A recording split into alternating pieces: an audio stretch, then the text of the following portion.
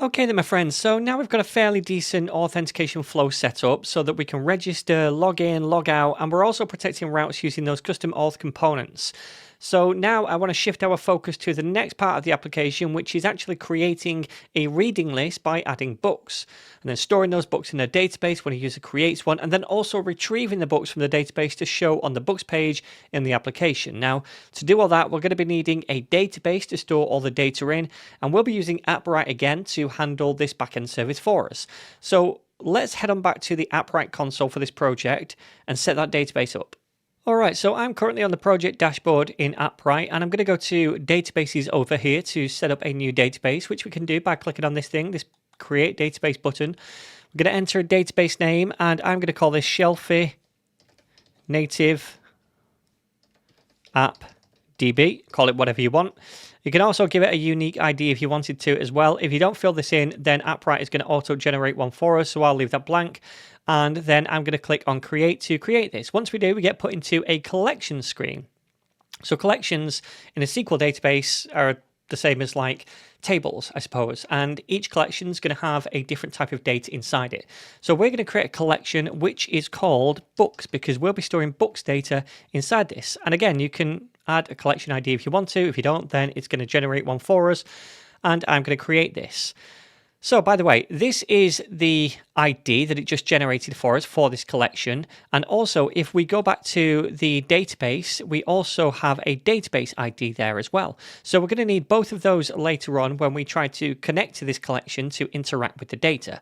For now, let's go back into the collection and we can start adding documents, or at least we can start adding attributes for documents. Okay, so now we've got the collection made, there's actually a couple more things we need to do. The first thing we need to do is define the structure of the records that we're going to be saving in this collection. And by structure, I mean what properties should each record have and what types of data should those properties contain, and are those fields required? For example, each book should have a title property, which needs to be a string, and it is required for all new book records. So we define the structure, or schema, if you want to call it that, of these records here inside this collection, so that when we come to save the data, Appwrite checks the data against that schema, and it only saves the record if the properties and value types match that schema. For example, if I tried to save a new book record where the title property was missing, then Appwrite would send back an error, and it wouldn't save that new book in the collection.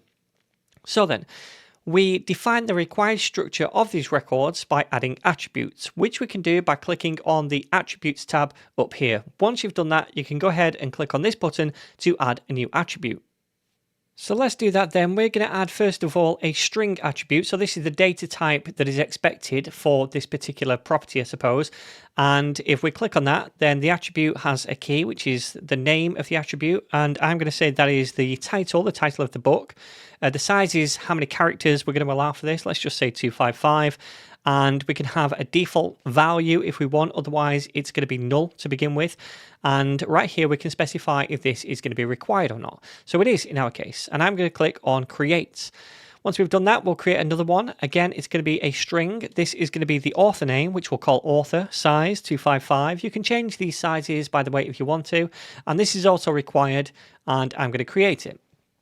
Next one is going to be a string again. This time it's going to be the book description. So we'll call this one description.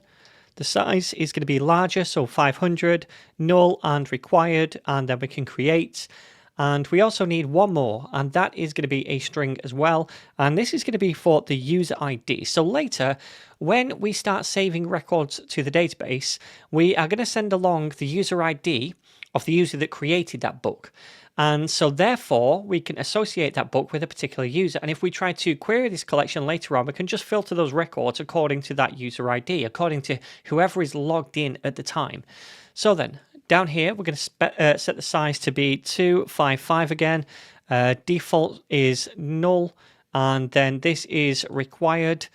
And let's create it. All right, so by the way, you will have noticed if you go to one of those and update it, the null option went when we click on required. So if it's not required, then it does give it a default value. You can override it in here if you want to, or it's going to be null if you don't give that.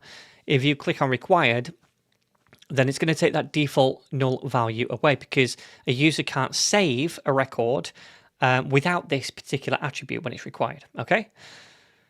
All right then, so there's one more thing I want to do inside this collection. So let's go to the settings to do this. And if we scroll down, you can see this right here, the permissions section. So let's add a role right here. And what I'd like to do is make it so that all users, all authenticated users who are logged in can create new records, right? So I'm going to update that now. So anyone who's logged into the application can eventually go to the create screen and they're going to be able to create a new record. But now what I'm going to do is click this thing right here to enable document security. And it says whenever document security is enabled, users are going to be able to access documents for which they have been granted either document or collection permissions. All right. So if this is disabled, then it will use only the collection permissions, which is this whole kind of collection permissions. If document security is enabled, then I can, on a user by user basis, say who is allowed to access or delete or update certain records. And we set those permissions at the time of saving the record. I'm going to show you how we can do that later on. Either way, make sure this is checked and then update. Okay, so now we've got that database and collection set up in the Appwrite console, we also need to be able to interact with that service from the React Native application.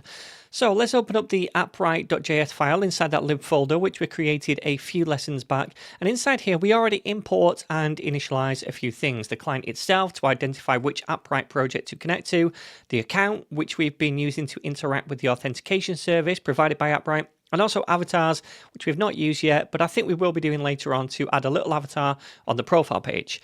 Now though, I want to also import another class called database from the Appwrite package. And we need to create a new instance of this class, much like we have done with the others, so that we can interact with the database service throughout that instance. So down here, I'm going to say export const databases is equal to new databases. And then we also need to invoke this and pass in the client itself, which contains all that project information. And now, whenever we want to interact with the database for this project to do things like save or fetch data, we can do so using this databases instance right here. So that's everything set up, and in the next lesson we'll start fleshing out a new context file, this time a books context, to manage book state within the application.